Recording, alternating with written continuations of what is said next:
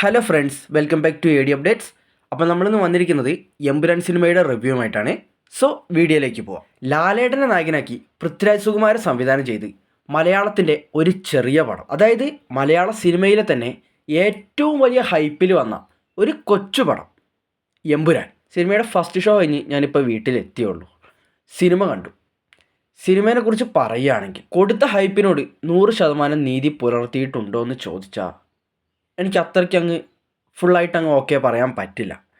അതുപോലെ തന്നെ Lucifer first പാർട്ടിനോട് നീതി പുലർത്തിയിട്ടുണ്ടോ എന്ന് ചോദിച്ചാൽ അതും മുഴുവനായിട്ട് ഓക്കെ പറയാൻ പറ്റില്ല. സിനിമയുടെ ഫസ്റ്റ് ഹാഫ് എന്ന് പറയുന്നത് ഒരു സ്ലോ പേസിലായിട്ട്, അതിപ്പോൾ എങ്ങനെയാണ് പറയുക, നമ്മുടെ ലൂസിഫറൊക്കെ പോലെ തന്നെ ഒരു ആവറേജ് സംഭവമാണ്.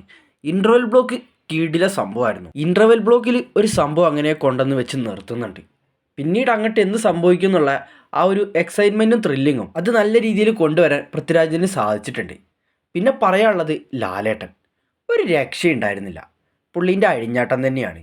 ഇത്രയും സ്റ്റൈലിഷ് ലുക്കിൽ പുള്ളീനെ ഇനി ഒരാൾക്ക് കാണിക്കാൻ പറ്റുമെന്ന് ഡൗട്ടാണ്. അത്രയ്ക്ക് സ്റ്റൈലിഷ് ലുക്കിലാണ് പൃഥ്വിരാജ് ലാലേട്ടനെ എമ്പുരാനിൽ കാണിച്ചിട്ടുള്ളത്. ലാലേട്ടനെ കാണിക്കുന്ന ഓരോ ഫ്രെയിമും ആ ലെവല് സംഭവം തന്നെയായിരുന്നു. പിന്നെ എമ്പുരാൻ എന്ന സിനിമയുടെ നെടുംതൂൺ അല്ലെങ്കിൽ നട്ടെല്ല് എന്നൊക്കെ നമുക്ക് വിശേഷിപ്പിക്കാവുന്ന സംഭവങ്ങൾ എന്ന് പറയുന്നത് ഒന്ന് മ്യൂസിക്, രണ്ടാമത്തെ ക്യാമറ വർക്കുമാണ്.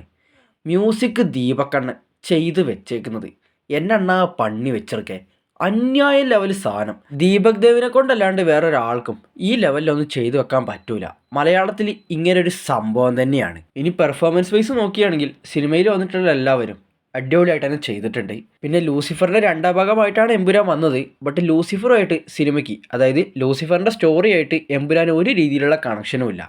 ഇതൊരു സെപ്പറേറ്റ് സ്പിൻ ഓഫ് എന്നൊക്കെ നമ്മൾ പറയില്ല, ഒരു സ്റ്റാൻഡ് അലോൺ ഫിലിം എന്നൊക്കെ, അത്രയേ ഉള്ളൂ.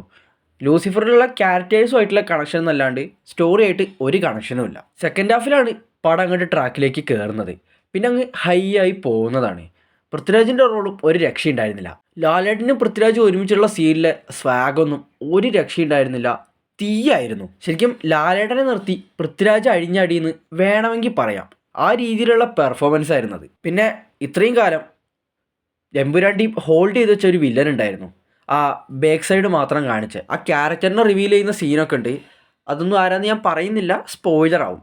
പിന്നെ വിഷ്വൽസ് ഹോളിവുഡ് ലെവൽ സ്റ്റഫാണ്. സിനിമയുടെ ബഡ്ജറ്റായി പറയുന്നത് 150 കോടിയാണ്. അതിനുള്ള എല്ലാം പൃഥ്വിരാജ് ഇതിൽ ചെയ്തു വെച്ചിട്ടുണ്ട്. ആ ബഡ്ജറ്റിനോട് 100% നീതി പുലർത്തിയ സിനിമ തന്നെയാണ് എമ്പുരാൻ എന്ന് പറയുന്നത്. അത്രയ്ക്കും അടിപൊളി വിഷ്വൽസ് ആയിരുന്നു. സെക്കൻഡ് ഹാഫ് ഹൈ ആയി പോകുന്നുണ്ടെങ്കിലും എവിടേക്കോ എന്തൊക്കെയോ ഒരു മിസ്സിങ് വരുന്നുണ്ട്. അതാണ് പടത്തിനെ പിന്നെയും കുറച്ച് ഡൗൺ ആക്കുന്നത്. അതാ ഞാൻ നേരത്തെ പറഞ്ഞ പോലെ ലൂസിഫറിനൊപ്പം അതുപോലെ കൊടുത്ത ഹൈപ്പിനും 100% നീതി പുലർത്താൻ പടത്തിന് സാധിച്ചിട്ടില്ല. എവിടേക്കോ എന്തൊക്കെയോ ഒരു മിസ്സിങ് വന്നിട്ടുണ്ട്. സിനിമയുടെ സ്റ്റോറി തന്നെയാണ് മെയിനായിട്ടുള്ള ആ ഒരു ഡൗൺഫാളിന് കാരണം. സ്റ്റോറി എന്താണെന്നൊന്നും ഞാൻ പറയുന്നില്ല, നിങ്ങളൊക്കെ തന്നെ പോയി കാണ്. സെക്കൻഡ് ഹാഫിൻ്റെ സ്ക്രിപ്റ്റ് മുരളി ഗോപി എഴുതിയിരിക്കുന്നത് ഒരു മിസ്റ്ററി ആയിട്ടുള്ള രീതിയിലാണ്.